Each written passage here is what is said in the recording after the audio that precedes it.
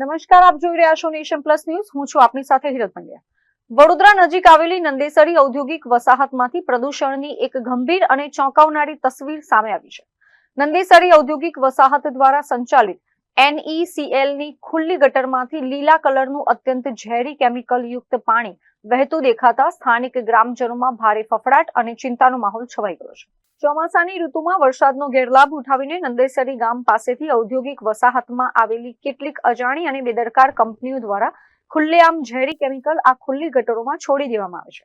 નંદેસરી ગામના અબોલ અને મૂંગા પશુઓ અવારનવાર કંપની સંચાલકોની આ ઘોર બેદરકારી અને પાપનો ભોગ બની રહ્યા છે. અગાઉ પણ આ જ ગટરનું ઝેરી પાણી પીવાથી અનેક મવેશીઓના કરુણ મોત નીપજી ચૂક્યા છે.